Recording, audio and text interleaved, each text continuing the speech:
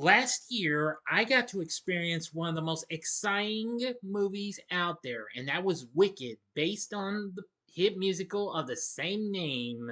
Its first film, Wicked Chapter 1, as it was dubbed on the screen, was exceptionally really good. And I just saw the new continuation of this in Wicked for Good, now playing in theaters. But is this follow up to Wicked, which happens to be celebrating its 1 year anniversary today? Is it anywhere as wickedly good as its predecessor, or has this one completely lost all its magic and is not so great and powerful like the wonderful Wizard of Oz himself? Find out in this spoiler free review right now. Big D's Entertainment Rankings and Reviews.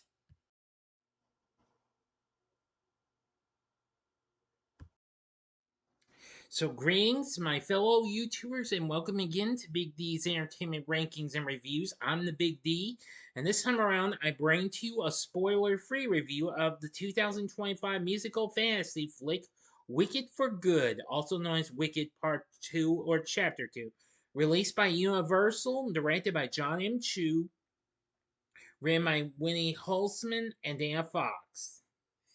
This, of course, adapts the second act of the hit stage musical that is, from 2003 by Stephen Schwartz and Holtzman, which was loosely based on Gregory Maguire's 1995 novel, which is a reimagining of L. Frank Baum's The Wonderful Wizard of Oz and its 1939 film adaptation. A lot of the cast is back from the first film, including Ariana Grande, Cynthia Erivo, Jonathan Bailey, Marissa Bode, Ethan Slater, Bowen Yang, Michelle Yeoh, and Jeff Goldblum. The film is set in the land of Oz before and during the events of The Wonderful Wizard of Oz. The film explores the relationship between Elphaba and Glinda as they embrace their new identities as the Wicked Witch of the West and Glinda the Good. Before I go into this, if you have not seen my spoiler free review of the first Wicked, I advise you to click on the card there and check it out in case you might miss it or see it again before you go into this one. Because this film's gonna get a little bit of a little, well, you know. But I will say I'm going to tell you that this is still gonna be spoiler free though, okay? Alright, now 5 years after defying the wonderful Wizard of Oz, Elphaba, now known as the Wicked Witch of the West, continues battling for animal rights from a forest hideout. Glinda, now the wizard spokesperson, is engaged to Fiyero, now captain of the Wizard's Guard.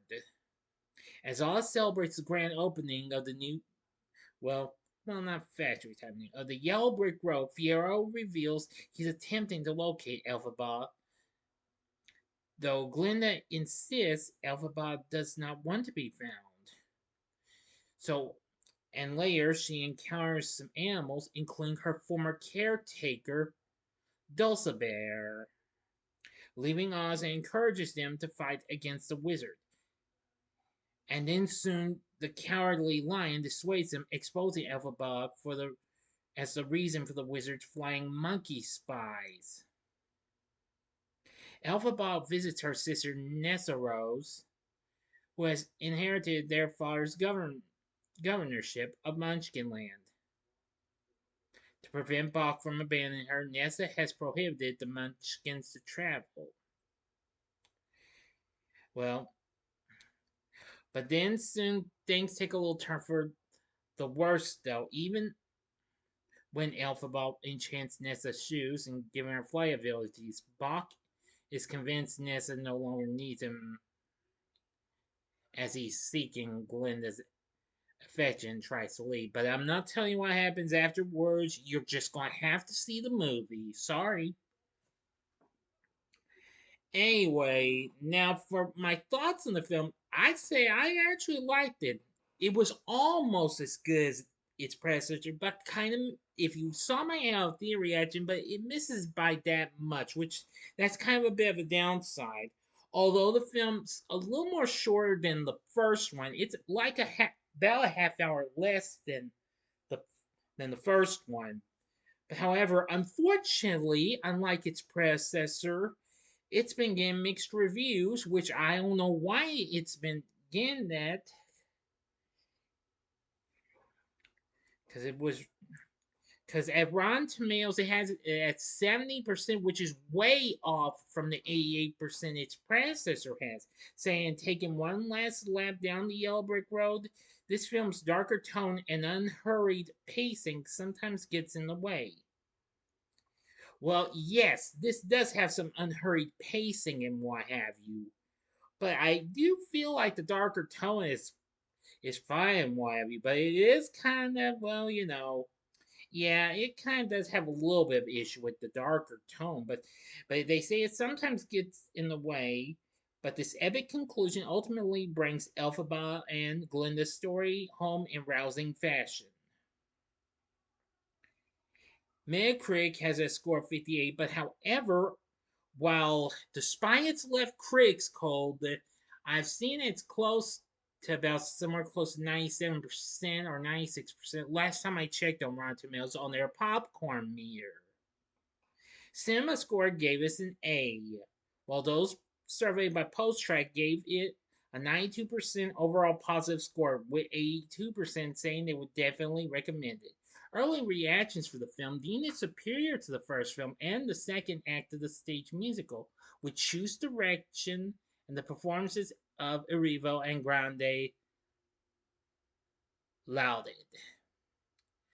The New Yorker's Justin Chang shared his critique of the film, saying it's so cowed by its iconic predecessor that instead of building authentically, it reacts with destructiveness, almost a petulant attempt to outdo what came before.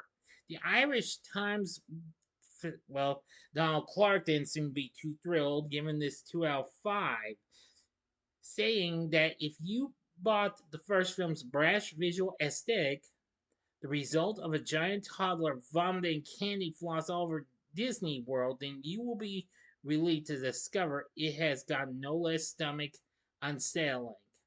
Well, that's factually understandable, yes. However, I will say it's perfectly just fine and what have you as is. But yes, it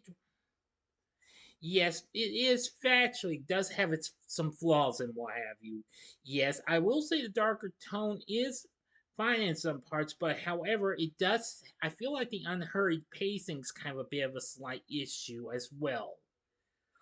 But of the whole, I will say that Wicked for Good is exceptionally pretty good. But again, it's almost as good as the first one, its predecessor, but just misses it by that much. Nevertheless, I found it to be pretty good. It does have some good songs and what have you, as we hear. I think No Place Like Home is definitely a very good song. Let's see, and Wonderful, that's a good song. And just about a lot of others as well. A lot of the music in this was very good. Anyway, now so far already, the film's already made 75 million worldwide on its $150 million budget. So this film should still be able to hold up and what have you. That is until Zootopia 2 tries to keep the pressure on next week. P.S. Don't expect a review of this yet. When its predecessor celebrates its anniversary next year, I will do a spoiler-free review of that sequel, okay? So, apologies. I have no intention to go see Zootopia 2. Not that I have anything against that, okay? I'm just too scared there's going to be lots of. Well, now you get the point, okay? There really wasn't much in the theater when I saw this film. I will say Wicked for Good, again, has its flaws, but still good though. John Powell and Steven Schwartz do the film's score. I will say they are good with this one, yes. John M. Chu is back in the director's seat as he directs this film, and again, as I've said before, he still does an amazing job with this. Some of the choreography's not too bad either, but I will say it's really a good one. But of the whole, I will say that I do like the atmosphere in YV. Just like last time, it does have a good atmosphere, even though it does have a darker tone in some parts of it. But overall, it was completely fine. For the cast, we have Ariana Grande once again back as Glinda, who is absolutely really good. And we have Scarlet Spears appearing as the young Glinda, which was good. Cynthia Erivo once again plays Elphaba, and I've got to say she's good just like last time as well. Jonathan Bailey is once again Fiyero. He's really good, but something does happen to him. But shh, not telling you. That will ruin everything. Marissa Bode once again plays Nessa Rose, and I'm gonna say she's good. Let's see, Ethan Slater as Bach, who also, well, which I did say something happened to, but I didn't tell you what, because that I'm keeping that hush hush too. We have Michelle Yeoh back again as Madame Morable. I will say she's really good, and of course we have Jeff Goldblum once again as the Wonderful Wizard of Oz, and I'm gonna say he's really good as well. For other characters, we have